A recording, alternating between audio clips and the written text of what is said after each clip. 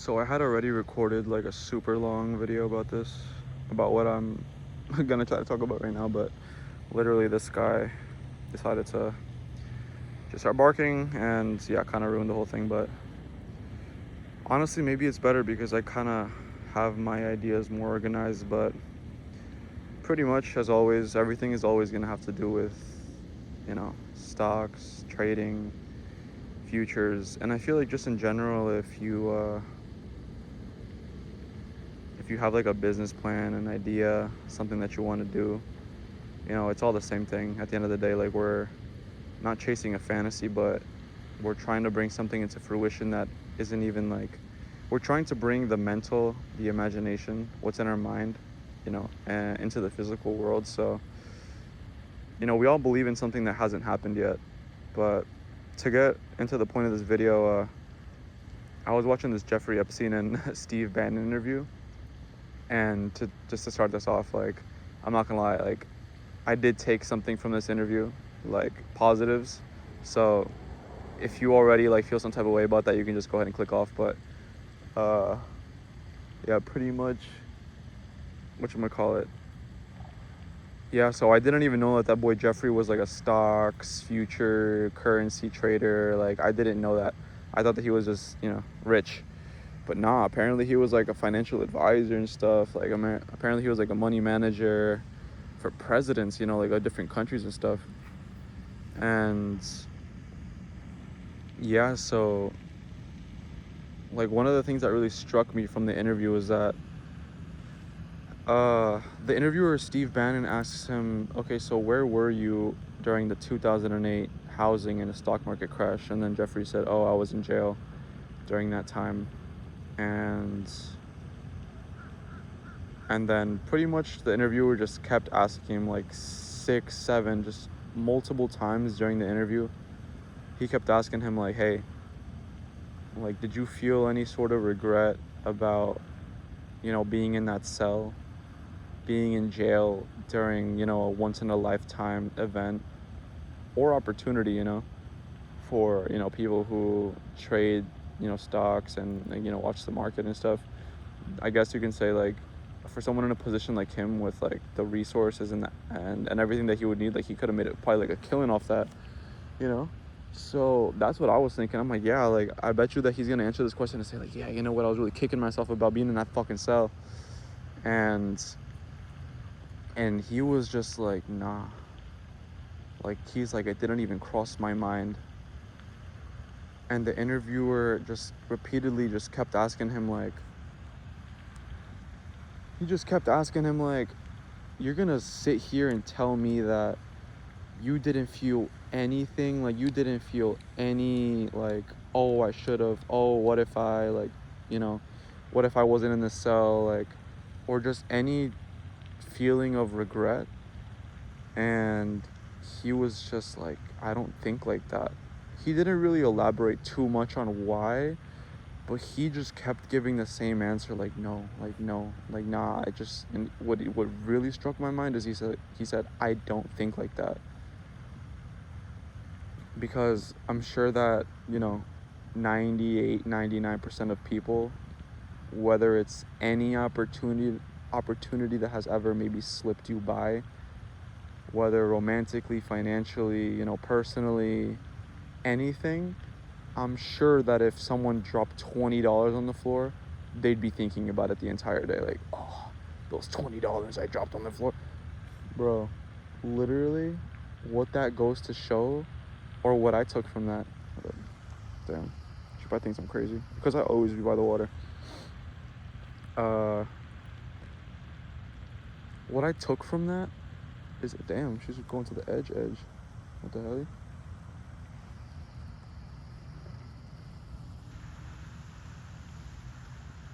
What the hell are you answering? I wonder if she lives there or if she's just doing that. Whatever. Yeah, so pretty much what I took from that is that, like a lot of us would be in like that regret, or what if I, or should I have, or oh, I'm so mad that happened. But what I took from it is that boy Jeff, literally, like, that lack mentality that a lot of us probably, you know, have or would have in a situation like that, or any situation really. All right, he's probably getting cold, so we gotta start walking. Mr. Sun. But yeah, what I took from it is that pretty much that boy Jeff, you know, like that lack mentality, like it's just not in him. You know, that he might be a lot of things, there might be a lot of other things in him, but lack is not one of them. And what really just struck me, because I'm like, wow, like these people at the top, like obviously to do the things that they do, like I'm talking about the heinous things, like the egregious, you know, super villainous, satanic things, like obviously they don't have like the inner voice, inner conscious to say like stop, you know, like that's not right, you know, this is satanic. But that boy Jeff, I mean, in terms of like being just like a currency trader, like just like separate like Jeffrey the pedophile from Jeffrey the stocks options currency trader, pretty much you kind of have to be that way. Like you can't have that inner voice like telling you like, oh, should I pull the trigger, should I not, oh, you know, like, do I even deserve to be this, do I even deserve this opportunity, because I would, bro, take that from him and shut the fuck up. Just like silence the mind, because what good has it done any of us, myself included, like literally talking about myself, what good has it done just like thinking? What has thinking done up until this point? Because everything good that's ever come from you or me was a gut instinct. Anything that we've ever done was like, anything good, anything great that we remember has always just been easy. And actually the things that never worked out were things that we like planned and like really forced.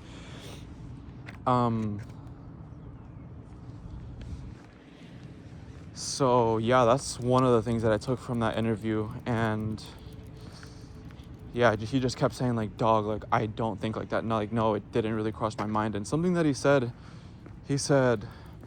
you know, like me being in that cell and me sitting here with you right now, he said it's two sides of the same coin. So I guess what he was trying to say by that is like, you know, prior to being in jail, you know, he was probably living it up in his penthouse in New York, doing what he did. And then, you know, he found himself in a cell during a once-in-a-lifetime event. And he's saying, he could be lying, but I don't really see why he would lie about this, you know, like something emotionally, something personal. Like, I can see why he would lie about governments, but something like this, I just really didn't see the reason why he would have to. But yeah, he was just like, dog, he was just like, yeah, I guess for him it's kind of like, it is what it was, you know, like I was out there doing me and now I'm in here doing this. And I guess for him it was kind of just like, what am I gonna do about it? Like, am I about to just sit here and cry about it? I guess he knew, like, you know, what comes with it. Like, there's highs and there's lows. I guess on some like Trump shit, you know, like you can be president and then you could be like the most canceled man on the planet. But I think the top people just move on. Like a lot of us, you know, like the working man, we stay in the past, like, oh, you know, me, bro, I'd be thinking about stuff that happened in high school, bro. Like, I super, like, if there was a living in the past personified, it's me, right? And it's like, dude, I don't know. What I took from that is just that,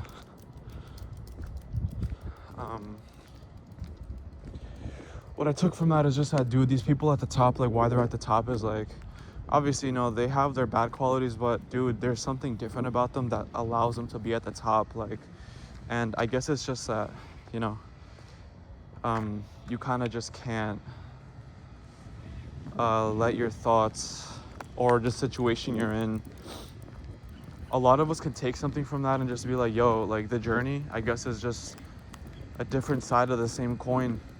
Like, if you don't, like, you know, if you're working towards your business, if you're working towards your goal, whatever that may be, it's just a different side of the same coin. Like the end journey is the coin, and, you know, like you being where you want to be is the good side of the coin, and then, you know, the flip side is, you know, you making it or whatever comes with that, right?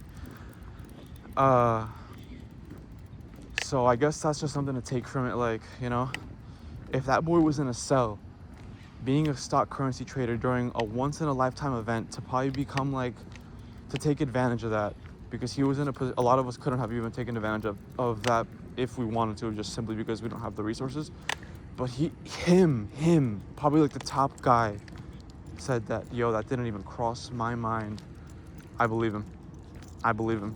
Because if 99% of the people think one way and the top 1% guy says this, I believe him. Damn, bro, the white people coming out, yo, this dad suited up, taking his kids to work. Sheesh, just really like the movies, for real. Look at that.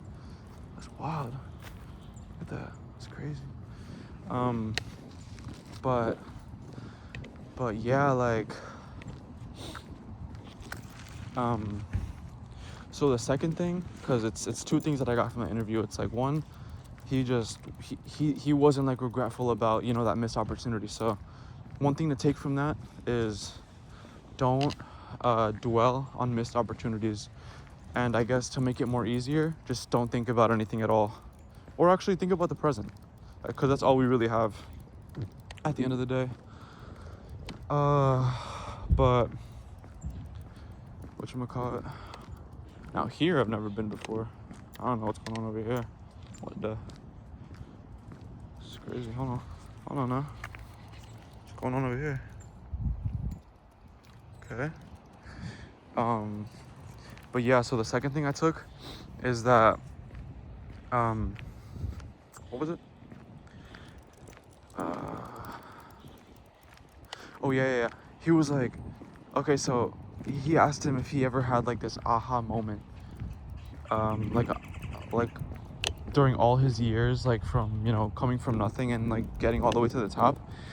He was like, what separates like the top guys, like the guys that make 400K a year, and the working man? And he was just like, dude, he also kept like really like trying to like drive this point home, I guess. He just kept saying, like, let me just go turn around. He kept saying that, yo, the people at the top, like the wealthiest, like the top financial like quote unquote gurus, that, whoever we might think that is. He's like, yo, if you were to put a lie detector on their wrist or arm and you were to ask them to tell you a systematic or a mathematical way about how they make money, he's like, if they give you a mathematical or systematical response, they're lying. He's like, yo, and he's like, what do you mean by that? He's like, I don't know. He's like, I don't understand the markets. He's like, I don't understand this. He's like, nobody does. He's like, nobody at the top understands anything. And the guy is just like, again, like, even like with the first question, he's like, so you're gonna sit here and tell me that nobody knows what's going on? And pretty much to like shorten up his responses, he's just like, dude, he's like, what separates the top trader or just top people, the top people of this world, the 1%, he's like, is that we all have like, and surprisingly he said that we all have a soul, but he said that, so he admitted that everybody has like this gut feeling, like a feeling of, oh, this is a good idea, like I should do this. Everybody kind of has like this inner, not the satanic negative voice, but like an inner and kind of just like knowing, like, oh, this is what should happen, this is what I should do next. He was saying like, what separates the top guy from the guy who makes no money or will just forever be in poverty is that everybody has this, but the people at the top pull the trigger in whatever sense that may be. You can take, if you're like watching this and you want to open up a restaurant, pull the trigger, dude. Like, if you want to open up whatever, pull the trigger, dude. If you're a trader and you think that the traders are good, pull the trigger, bro. He said that even him, like, he said, yo, the top people don't know what they're doing. He just kept saying, like, yo, everybody's just going off an instinct. Like, everybody's just going off a gut feeling. Like, he just said that they're not scared. Like, he just kept saying, like, he's like, yo, literally he just kept saying this, like, Wall Street, these top people make so much money doing literally nothing. He's like, they literally complicate the shit at the top so that it sounds complicated, but he's like, in reality, anybody can get it. And he's like, it's not even that anybody can get it, it's just like, it's not complicated, period. And he's like, there's really like nothing to it. He's just like, dog, everybody's just going off of instinct. Like, everybody's just going off of feeling. That's literally what he was saying. He just kept saying, like, dog, he just kept insisting. He just kept saying in the guy's face in the interviewer, couldn't believe. He's like, so you're gonna tell me that you don't understand the markets? The financier, the top this, the top that, because, bro, apparently he was a financial advisor to, like, presidents, right? Top currency trader. Wow.